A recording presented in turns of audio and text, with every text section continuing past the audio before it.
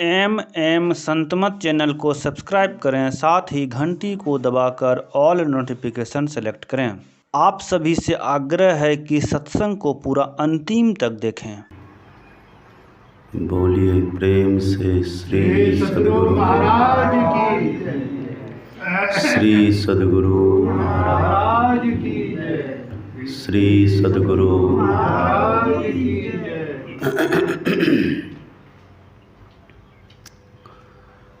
परम आदरणीय सत्संग प्रेमी महानुभावों, पूजनीय माताओं तथा भक्तिमती बहनों, आज का दिन बड़ा ही महत्वपूर्ण दिन है। आज हम हिंदुओं का सर्वश्रेष्ठ पर्वों में से एक पर्व है, जिसको हम लोग हर्षोल्लास पूर्वक मना रहे हैं, दीपावली का पर्व। मैंने कल कहा था, दीपावली का पर्व कहिए या फिर प्रकाश पर्व कहिए, एक ही भाव है।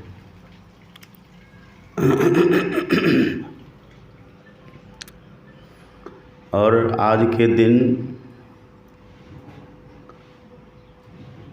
की बड़ी कथाएं हैं, अनेक कथाएं हैं। एक कथा यह भी है कि आज के ही दिन भगवान श्री राम अयोध्या पधारे थे और उसी प्रसन्नता में लोगों ने दीप जलाया था। एक बात यह भी है, दूसरी बात यह भी है कि आज के दिन लोग लक्ष्मी पूजा भी करते हैं। और हम लोग हिंदू हैं, हिंदुओं को 4 वर्णों में बांटा गया है। ब्राह्मण, क्षत्रिय, वैश्य और शूद्र, 4 वर्ण हैं। और चारों वर्णों के 4 महत्वपूर्ण पर्व भी बतलाए गए हैं। ब्राह्मण के लिए रक्षाबंधन का पर्व माना गया है। क्षत्रियों के लिए, क्षत्रिय लोग शक्ति की पूजा करते हैं, शक्ति की उपासना करते हैं, तो उनके लिए दुर्गा पूजा का पर्व है। और वैश्य के लिए, जो धनोपार्जन का कार्य करते हैं, उनके लिए दीपावली का पर्व माना जाता है। इसलिए दीपावली को लक्ष्मी पूजा भी कहा जाता है, क्योंकि वैश्य लक्ष्मी से, धन से जुड़े रहते हैं। और चौथा जो शूद्र है, उनके लिए होली का पर्व माना जाता है। अपने यहाँ ये थोड़ा थोड़ा भाव को लेकर के अंतर रखा गया है। और ऐसा कहते हैं, यद्यपि सभी पर्व सब कोई मनाते हैं, ये बात अलग है। तो आज जो ये दीपावली का पर्व है, यह पर्व लक्ष्मी पूजा के नाम से भी विदित है। आप कहेंगे कि बाबा, यह तो प्रकाश पर्व है, फिर इससे लक्ष्मी का क्या संबंध है? यह तो दीपोत्सव का पर्व है, और लक्ष्मी तो धन की देवी मानी जाती है, तो ये इसका संबंध क्या है? ये दीपोत्सव मना करके लक्ष्मी की पूजा क्यों करते हैं? वास्तव में आप पढ़ेंगे भागवत को, तो सागर मंथन जब हुआ था, कई रत्न उससे प्रकट हुए हैं, और उसी क्रम में कई देवी भी प्रकट हुई है। उसी में 2 महत्वपूर्ण देवियाँ, एक लक्ष्मी और एक दरिद्रा, ये भी प्रकट हुई है। दरिद्रा और लक्ष्मी, लक्ष्मी को तो सब कोई चाहते हैं, लेकिन आप पढ़ेंगे भागवत को, लक्ष्मी को सबों ने चाहा, पर लक्ष्मी ने किन्हीं को नहीं चाहा है। लक्ष्मी ने ब्रह्मा जी की तरफ भी देखा पर स्वीकार नहीं किया है। लक्ष्मी ने इंद्र की तरफ भी देखा लेकिन स्वीकार नहीं किया। यहाँ तक कि भगवान शंकर की तरफ भी देखा लक्ष्मी ने, स्वीकार नहीं किया है।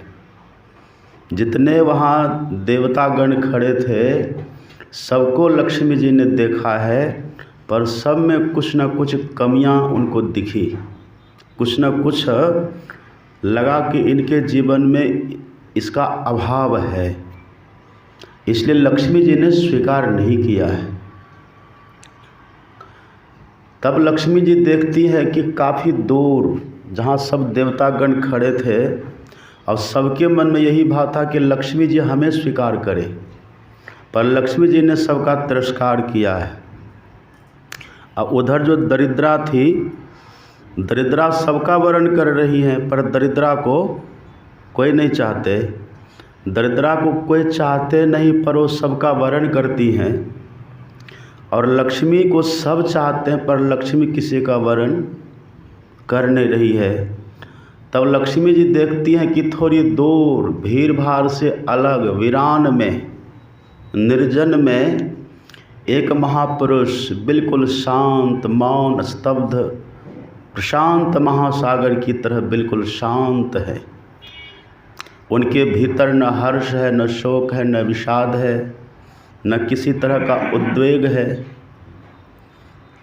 प्रसन्न मुद्रा में पड़े हुए हैं।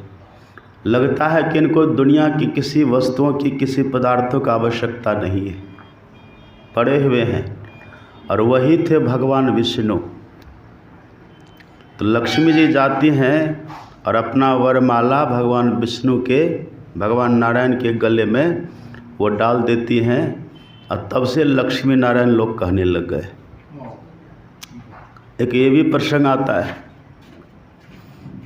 तो लक्ष्मी को यद्यपि सब चाहते हैं पर लक्ष्मी जी किन्हीं को नहीं चाहती। दरिद्रा को कोई नहीं चाहते हैं पर दरिद्रा सबको वरण करना चाहती है। ये दीपावली में क्या होता है, ये पर्व आप जानते हैं ना। हमारी तरफ इधर तो पहले तो सब बिहारी था, अब ये अलग अलग हो गया है। इधर की क्या परंपरा है, क्या प्रथा मुझे मालूम नहीं, पर हमारे यहाँ उधर जब रात्रि होगी ना, आज रात्रि होगी तो पूरा गांव, पूरा शहर दीप से जगमगा उठेगा। और उधर के जो लोग होते हैं, आप बच्चों को देखेंगे उधर, वो बांस की छड़ी लेता है। अब बांस की छड़ी लंबी लंबी करचियाँ होती हैं और उसमें बांस का कोपल, क्या उसको बोलते हैं, नाम हम भूल रहे हैं, उसी का वो कोपल टाइप का होता है, सूखा सूखा होता है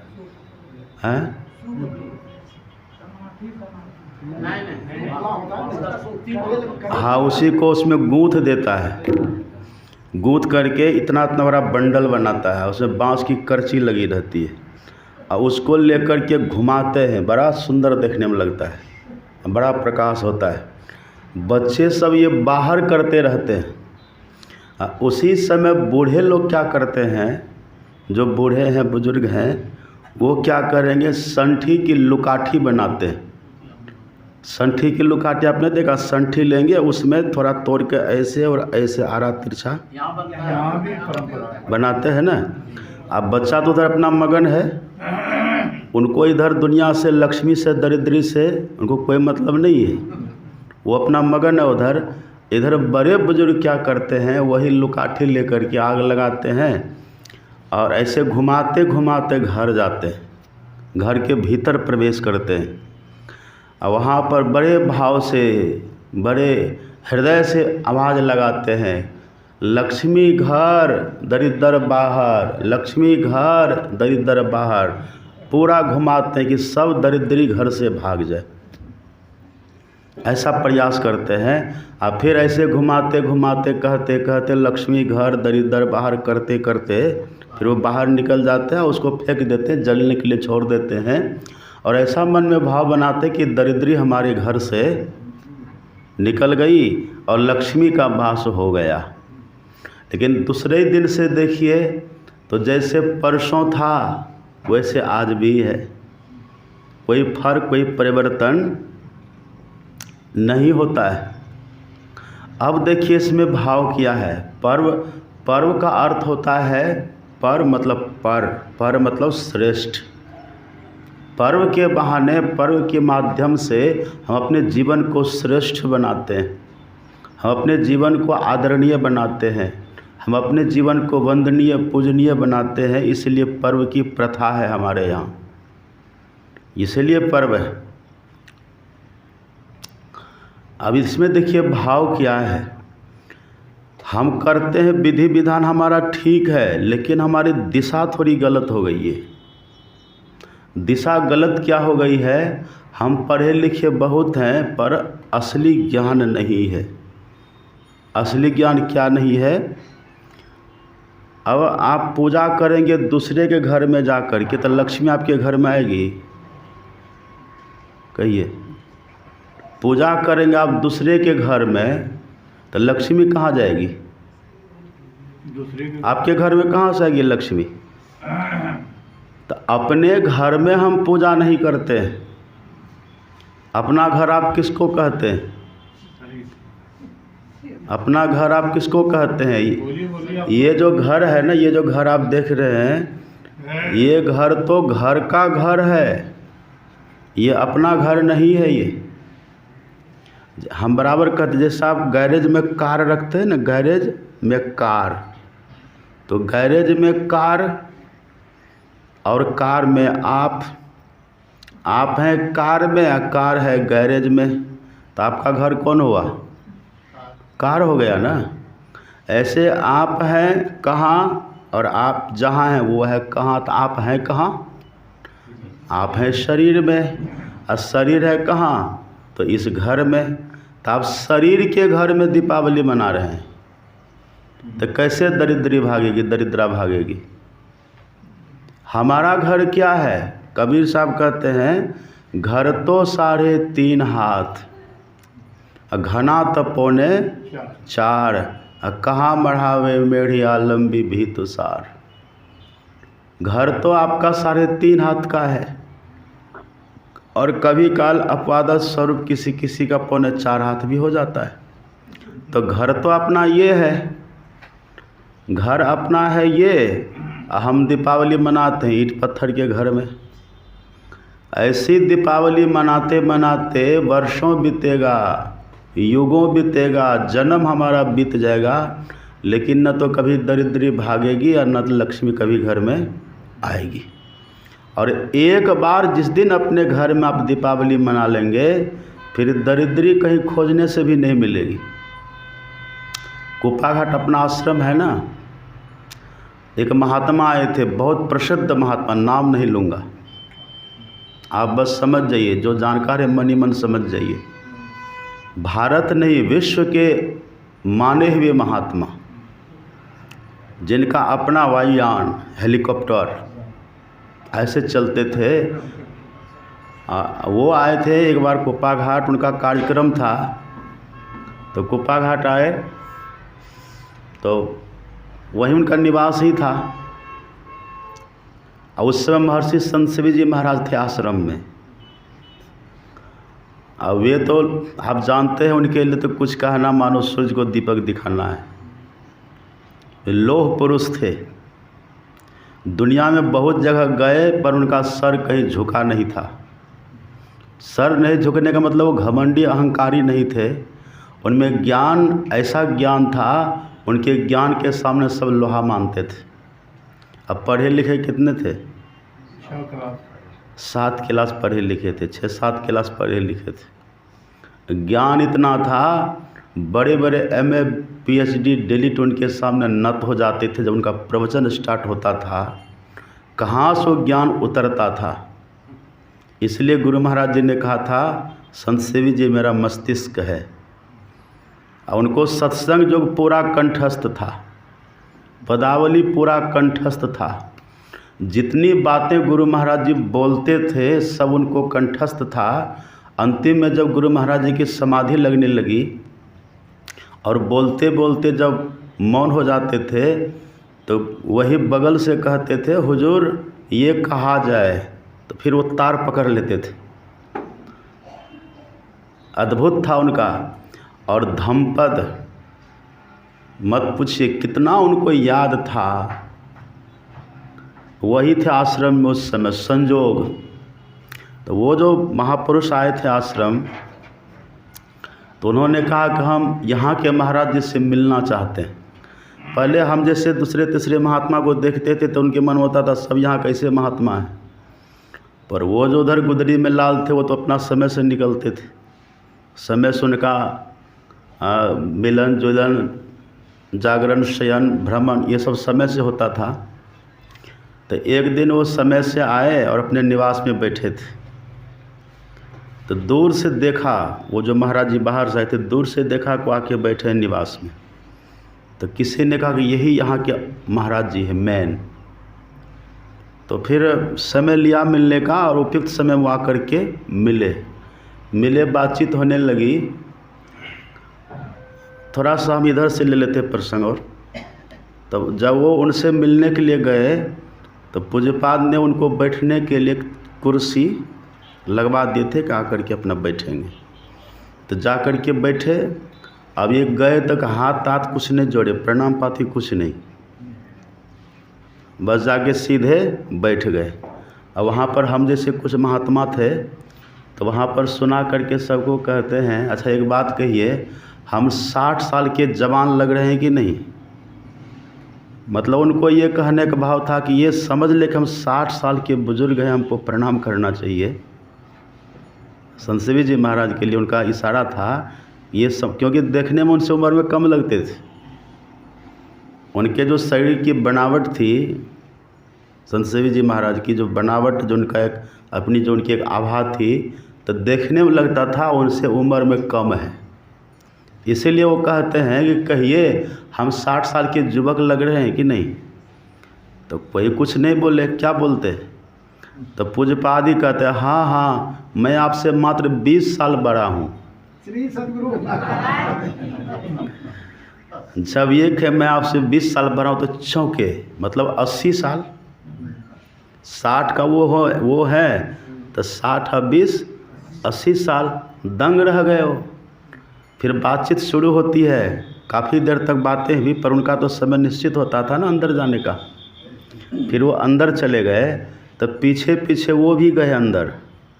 अब भीतर जा कर के जब भीतर कमरा में गए तो कमरे की जो शांति, एक शांत माहौल, सात्विक एक जो वहाँ का वातावरण बन चुका था कमरे का भजन के प्रताप बल से, उनको बहुत अच्छा लगा, बड़ा प्रभावित हुआ। लेकिन कर्मकांडी थे तो अपना तो नुक्सा कुछ न कुछ लगाएंगे ही। वो ये कहते कि महाराज जी आपका कमरा तो बड़ा शांतिप्रद लग रहा है, बड़ा अच्छा लग रहा है।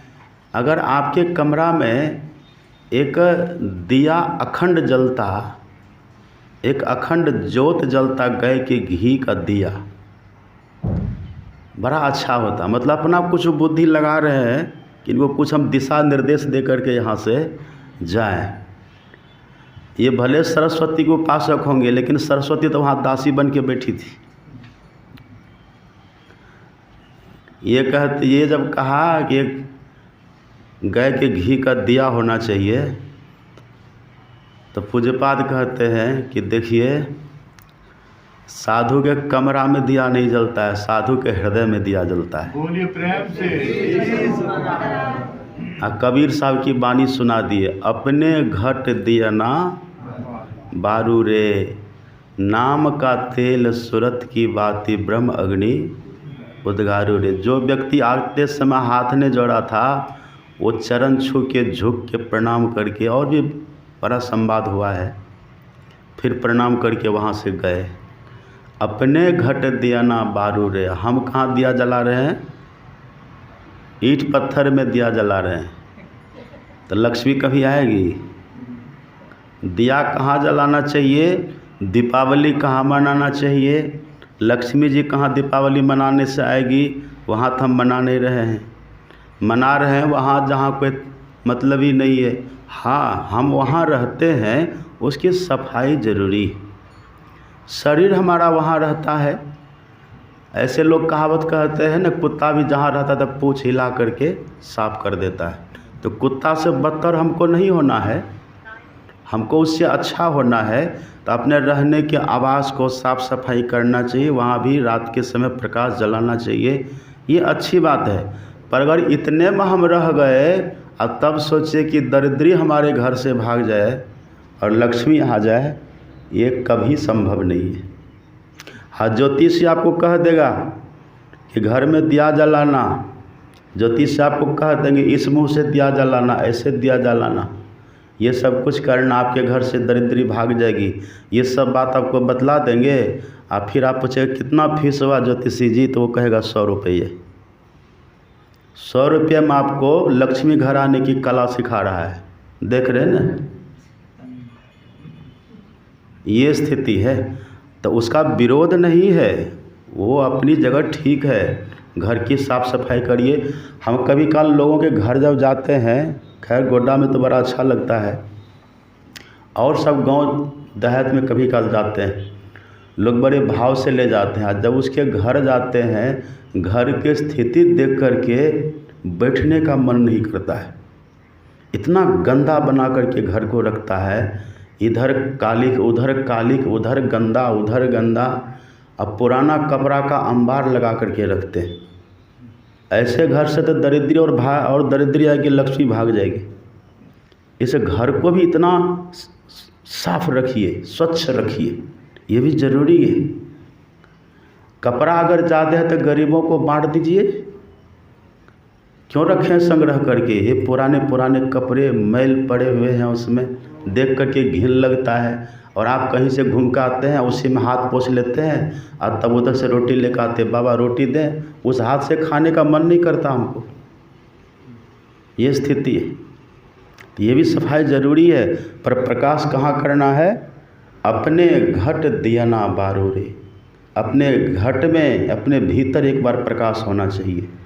अपने भीतर में जिस दिन प्रकाश हो जाएगा, उस दिन लक्ष्मी तो वो तो छोड़िए, वो तो बाद की बात है। सबसे जो पहला लाभ होगा, अभी सुन रहे थे पाठ में, दुर्लभो विषय त्यागो दुर्लभं तत्व दर्शनम दुर्लभा सहजावस्था सद्गुरो करुणाम बिना, कहते हैं ना।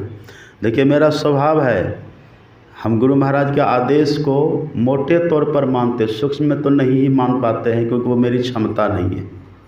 मोटे तौर पर मानते हैं। उनका आदेश है कि जो विषय का पाठ हो उसी पर वक्ता को बोलना चाहिए। तो हम तो बोलने वही जा रहे थे, पर हमारे अति प्रिय हैं ओम प्रकाश बाबू। अब इनकी बात को हम कैसे टालेंगे? ये आदेश कर दिए कि हमको ये सुनने का मन है, विषय को छूते हुए तब तो हमको इनकी भी बात को रखना है। इनको हम दुखा नहीं सकते हैं, अब विषय को भी बांधना है, तो हमको तो सबको लेके चलना होगा। तो थोड़ा थोड़ा सुनिए। दुर्लभो विषय त्यागो दुर्लभम तत्व दर्शनम। ये विषय त्याग बड़ा दुर्लभ है, और विषय त्याग जब तक नहीं होता तब तक तत्व दर्शन नहीं होता, और जब तक तत्व दर्शन नहीं होता तब तक सहजा अवस्था की प्राप्ति नहीं होती। सुन रहे बात? सुन रहे हैं ओम प्रकाश मांझी जी? पीछे तो बोलिए। सोइए मत, आप तो एकदम कितने हल्के फुल्के लगने लगे हैं, क्या क्या खाते हैं। एक के बाद भोजन करते हो? हाँ, पर संयमित जीवन इनका, बूढ़ा से जवान होने जा रहे हैं। आलस में मत आइए।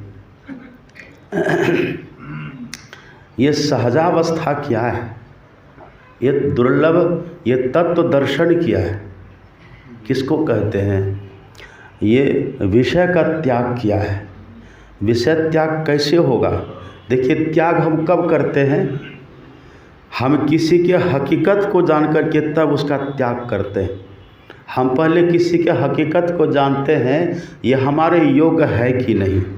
अगर हमारे योग्य होता है तो उसको हम ग्रहण कर लेते हैं, हमारे योग्य नहीं होता तो उसका हम त्याग कर देते हैं। तो हम कब विषय का त्याग करेंगे? जब विषय की हकीकत का हमको पता चल जाएगा तब। अभी विषय की हकीकत का पता नहीं चला है, अभी तो विषय हमको अमृत के समान लगता है। अभी विषय को हम अमृत के समान मान रहे हैं।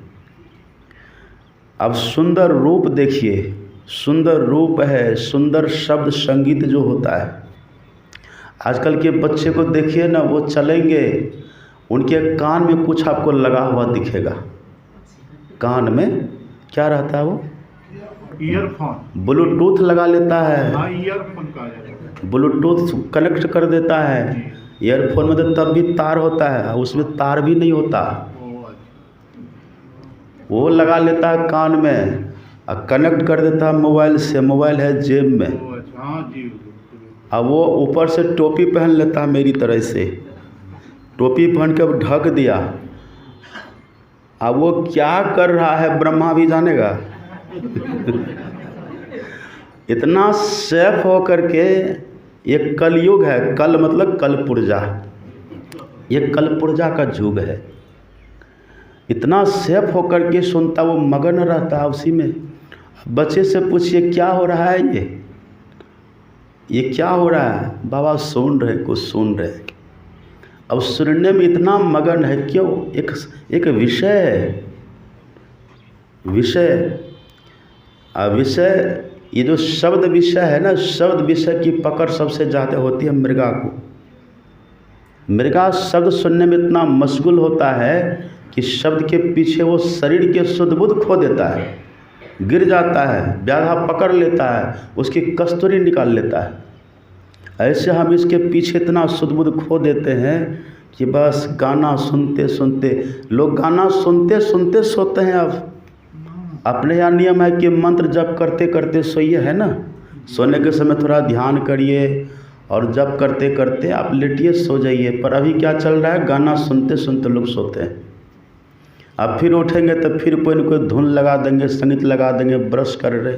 कितना आकर्षण है, रूप में कितना आकर्षण है। देखिए, अब रूप में दुर्गा माँ का फोटो घर में नहीं लगाता, कहते उनको 8 हाथ अच्छा नहीं लगता देखने में। 2 हाथ वाली कोई अच्छी सी फोटो चित्र खरीद करके लाती, किसी अभिनेत्री का फोटो लाता है खरीद के, उसको लगते एकदम बिल्कुल सामने रखते हैं। अब बुला करके ले जाते हैं हम लोगों को। अब हम लोग को बुला करके ले जाते हैं, कहते हैं बाबा चले ज़रा पूजा घर देख लीजिए। अब पूजा घर जब जाते तो पूजा घर की गेट पर वही देवी का फोटो रहता है। तो हम लोग तो पहचानते तो हाथ जोड़ लेते हैं। रूप के पीछे देखिए कितना आकर्षण है। हमारी जो एनर्जी है ना, पूरी जो शक्ति हमारी है, 83% शक्ति हमारी रूप के पीछे जाती है। एक एक जो है गंध, स्पर्श और रस के पीछे, 14% जाता है शब्द के पीछे। ये 100 का 100% शक्तियाँ जो हमारी हैं वो सब के सब खत्म हो रही है। इसीलिए 10 साल पहले हम जहाँ थे आज भी वही है, क्योंकि शक्ति हमारे संचित नहीं हो पा रही है, इधर से बह जाती है। इसको हम अमृत की तरह समझ रहे हैं, अमृत जैसा लगता है। जो विषया संतन तजी मूढ़ताही लिपटाए, जो नर डारत वमन करी स्वान स्वाद सो खाए। संत महापुरुष जिसको विष की तरह त्याग देते हैं, वो हमारे जैसे लोगों को अमृत की तरह लगता है। जैसे आप उल्टी करिए आप, अब कोई देख ले व्यक्ति उल्टी तो उसको अच्छा लगेगा? उसको भी उल्टी हो जाती है। उल्टी को आप देख नहीं पाएंगे, भीतर से वो कितना गंदा को लेकर के निकलता है बाहर, और वो सब वहाँ पड़ा हुआ देखने में कितना खराब घिन जैसा लगता है। लेकिन वही जब कोई कुत्ता देखता है, तब कुत्ता को बोध नहीं है, कुत्ता अज्ञानी है, या वो दुर्बुद्धि प्राणी है, अल्पबुद्धि वाला प्राणी है। वो जब देखता है कितना प्रसन्न होता है। कुत्ता को लगता है क्या मिल गया, अमृत मिल गया। अब कैसा चाव से भक्षण करता है वो, कहिए। ऐसे ही हमारी स्थिति है।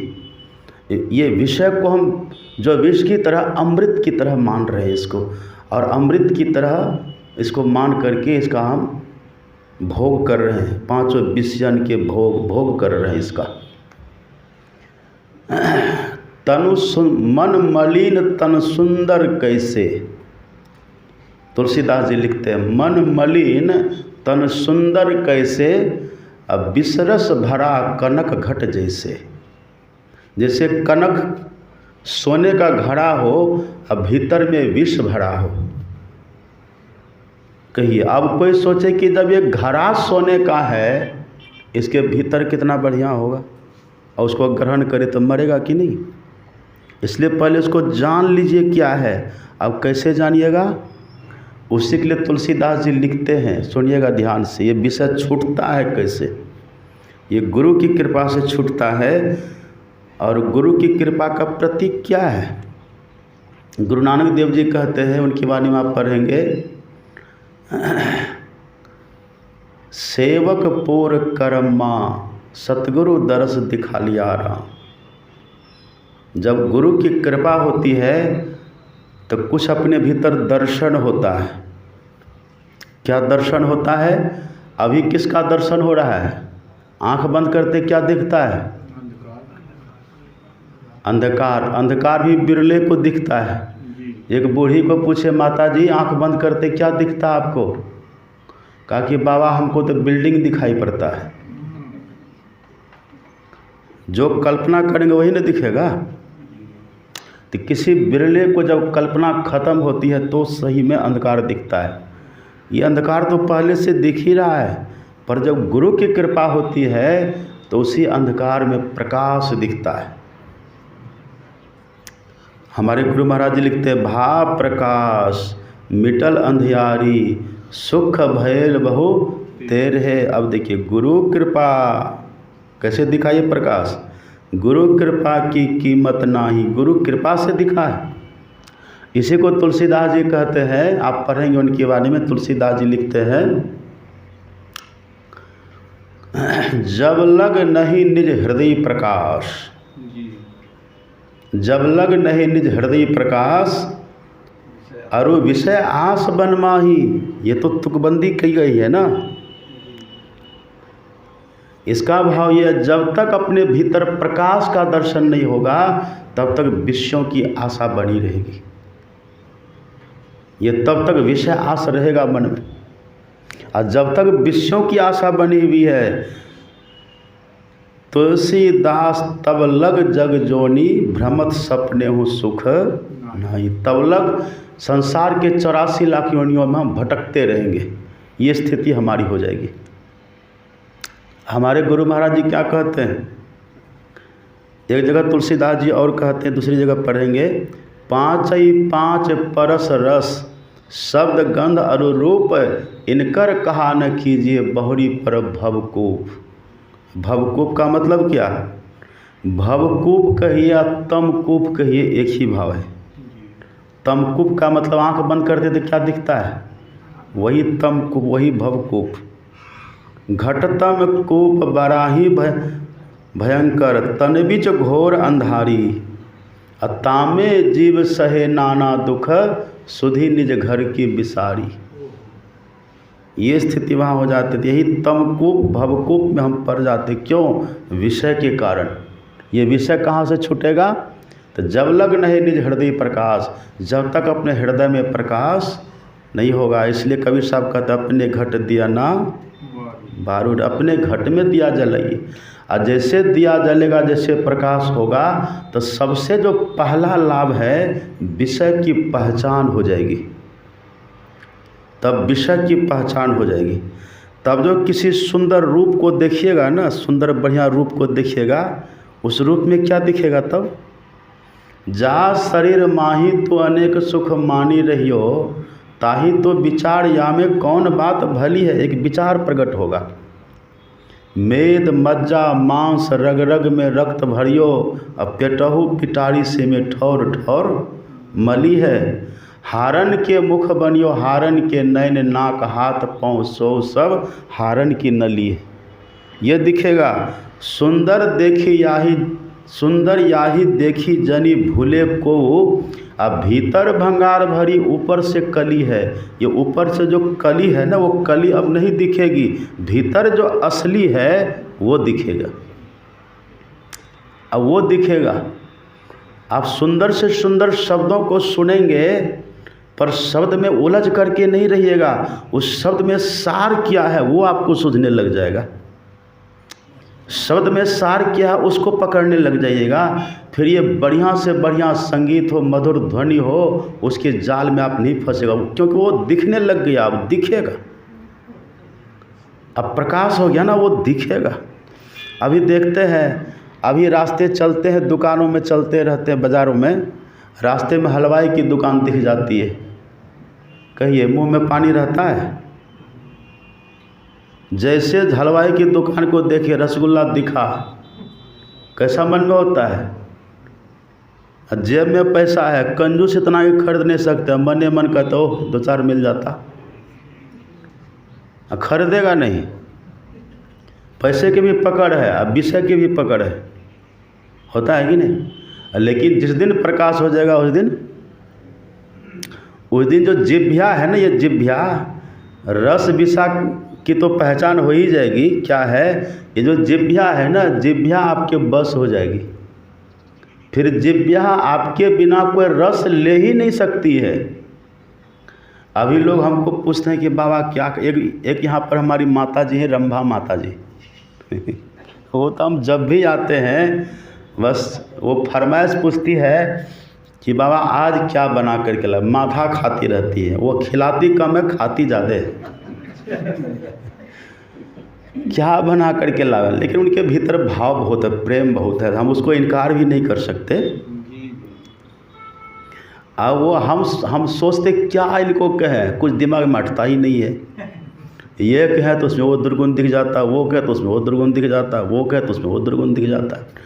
फिर हम कहते तो आपकी जो इच्छा है वही बना कर के ले आइएगा। फिर वो अपने अनुकूल बना कर के लाती है।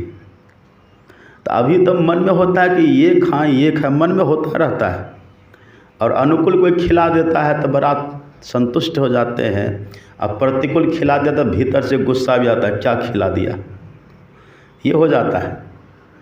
लेकिन जिस दिन प्रकाश हो जाएगा भीतर में, वो दिन रस का तो हकीकत का पता चल ही जाएगा, जिभ्या बस में हो जाएगी। धरारा में भोजन हो रहा था, धरारा आश्रम जानते हैं ना अपना, गुरु महाराज जी का पहला आश्रम है धरारा आश्रम, सिकलीगढ़ धरारा।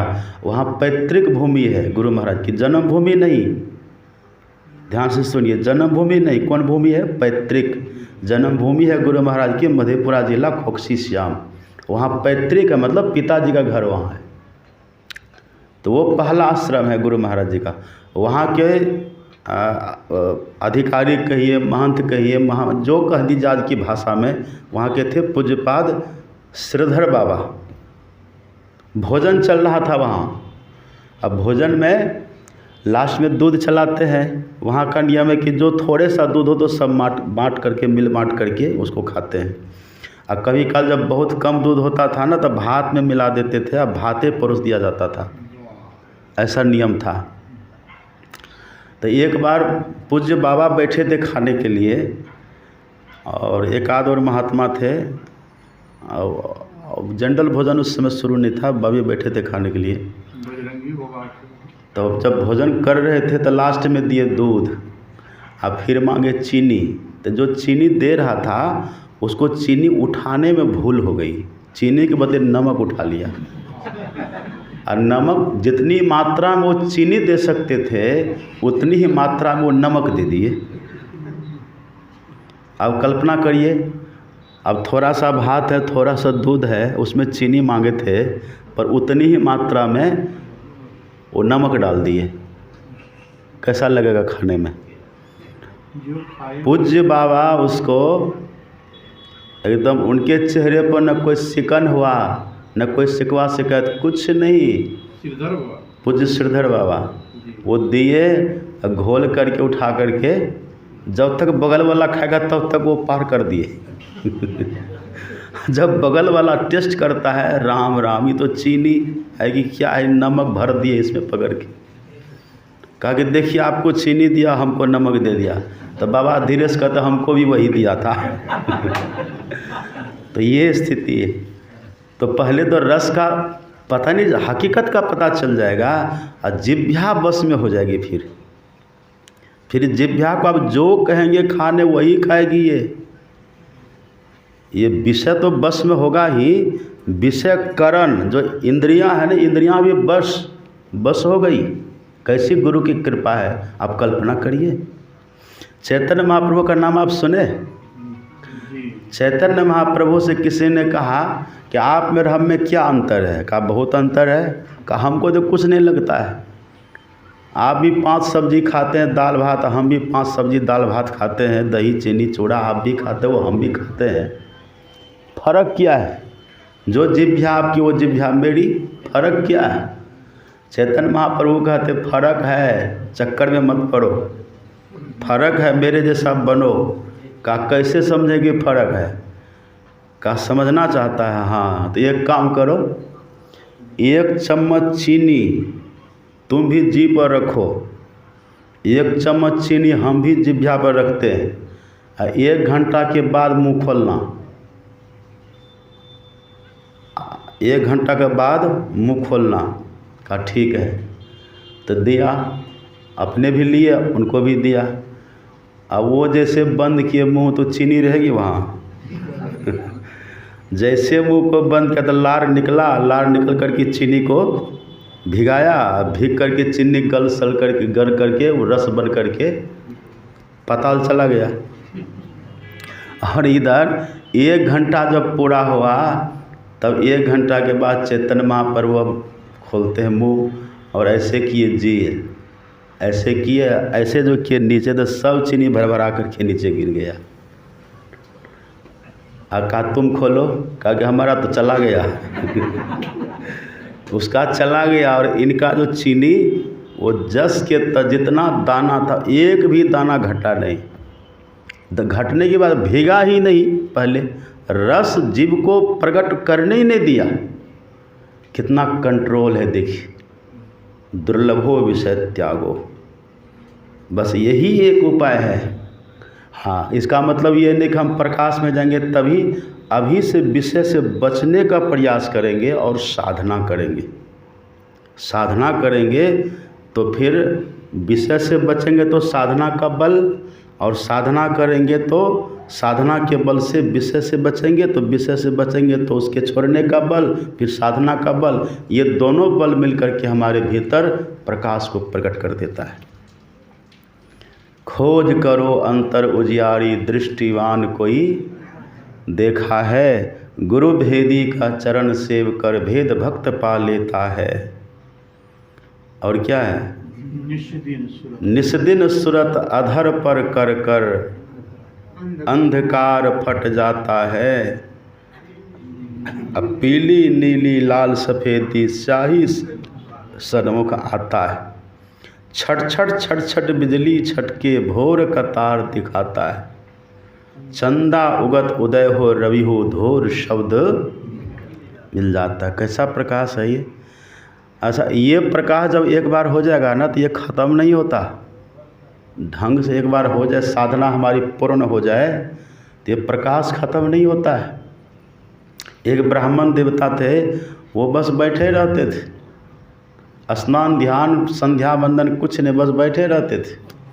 अब पत्नी ब्राह्मणी तो पड़ोस में जावे तो कहेगी कैसा तेरा पति है, स्नान संध्या वंदन कुछ नहीं करता, बैठा रहता है। कहती हाँ देखिए ना, मैं भी कहती तो मानते ही नहीं। कहा समझाओ पति को, नहीं तो हम जाति बहिष्कृत कर देंगे, जाति से निष्कासित कर देंगे।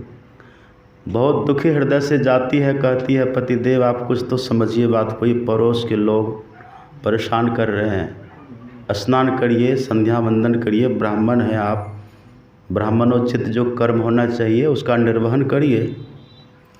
जब देखा कि पत्नी परेशान हो रही है तब वो कहते हैं कि देवी हम कैसे संध्या वंदन करें, संधि की बेला होगी तब न संध्या करेंगे, यहाँ तो संधि है ही नहीं। संधि की बेला, संधि कब होती है? सूर्य डूबे उगे तो संधि होती है। अभी सूर्य उगा हुआ है ना, 9:30 कितना बजा अभी?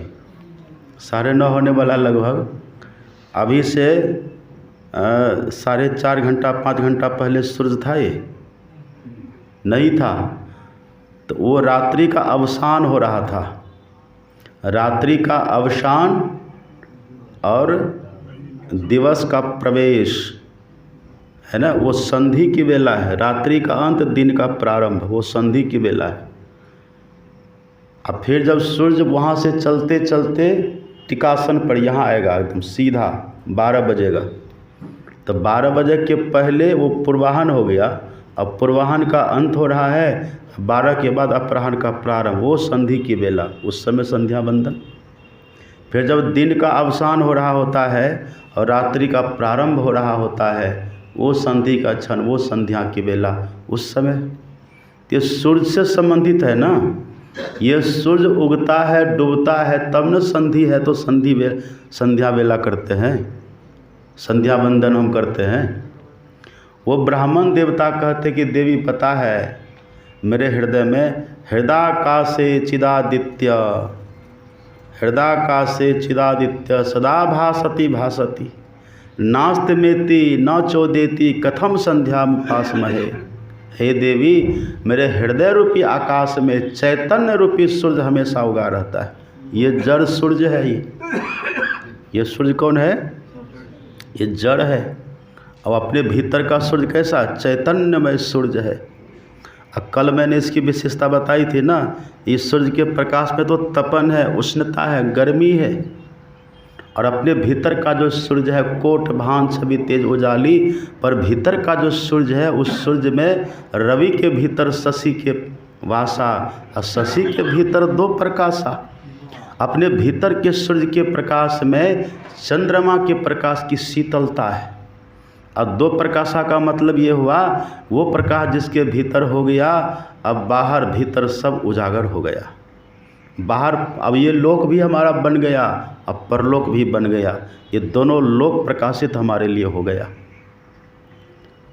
अब कबीर साहब उसी के लिए कहते हैं, कबीर कमल प्रकाशिया होगा निर्मल सूर। वो निर्मल है। चेतन क्या? वो चैतन्यमय सूर्य है ना। चेतन कैसा होता है? निर्मल होता है। वो निर्मल सूर्य। निर्मल सूर्य क्यों कहा? इस सूर्य में दोष है, इसको आप देखिए तो देख पाइएगा, आँख खराब हो जाएगी। अब वो भीतर का सूर्य जैसा है, आपकी आँख अच्छी हो जाएगी। अच्छी होने का मतलब अब आप बहुत दूर तक देखिएगा। कितना दूर देखिएगा? कौतुक देखहि शैलबन भूतल भूरि निधान जथा स्वंजन आंजी दृग साधक सिद्ध सुजान। 14 तबक का हाल आया हो तुझे जरूर, गाफिल न हो ख्याल से होशियार देखना। ऐसा देखिए, वो सूर्य अपने भीतर है।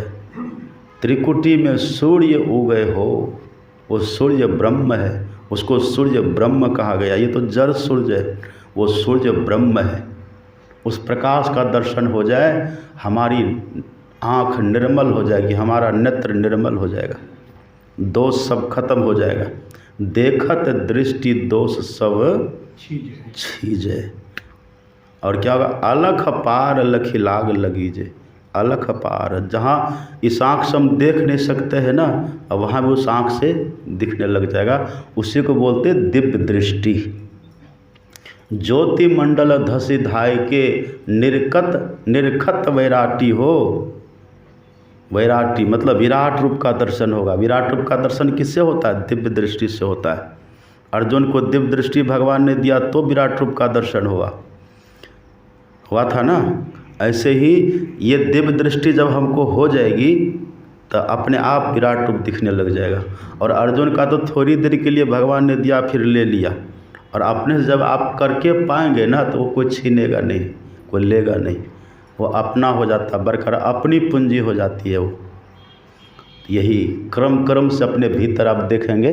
देखिए, दीपावली का अर्थ क्या होता है? दीपावली का अर्थ दीप आवली। आवली का अर्थ होता है पंक्ति, और दीप मतलब दीपक प्रकाश। दीपक बरत ज्योत जगमग तारे होत। ये प्रकाश की पंक्ति देखिएगा। दीप ज्वालेन्दु खद्योत विद्युत नक्षत्र भास्वरा दृश्यन्ते सूक्ष्म रूपेण सदा युक्तस्य योगिनः। दीपक का प्रकाश, ज्वाला का प्रकाश, चंद्रमा का प्रकाश, तारा का, नक्षत्र निहारिकाओं का प्रकाश, दिव्य दिव्य प्रकाश, ये सब साधक अपने भीतर देखता है। प्रकाश ही प्रकाश दिखता है, तरह तरह का प्रकाश दिखता है। उसी प्रकाश को मैंने कल भी कहा था ना, आप अनेक रूपों में देखिएगा। कहीं फूल के रूप में प्रकाश ही खिला हुआ दिखेगा, उसी को कहते कमल खिल गया। तरह तरह का प्रकाश देखिए। ये दीपावली का पर्व, ये पर्व एक बार अपने भीतर कोई मना ले, फिर दरिद्री खोजने से नहीं मिलेगी, और लक्ष्मी फिर आपका पीछा कभी छोड़ के भागेगी नहीं। आप भगाना भी चाहेंगे ना लक्ष्मी को, नहीं भागेगी। और आप चाहे तो दुनिया के करोड़ों दरिद्र व्यक्ति को आप लक्ष्मीवान धनवान बना सकते हैं, वो सामर्थ्य आ जाएगा। तो ये दीपावली हम लोगों को मनाना है। कब तक दूसरे घर में दिया जलाइएगा? कब तक दूसरे घर में लुकाठी लेकर घुसिएगा? कब तक दूसरे घर की साफ़ सफाई करते रहिएगा? वो भी करिए, पर अपने से घर की साफ़ सफाई हम करें। ये असली दीपावली होगी, इससे हमारा जीवन कृतकृत्य होगा। फिर शाम में अपराह्न काल में सुनिएगा। श्री सद्गुरु महाराज राज की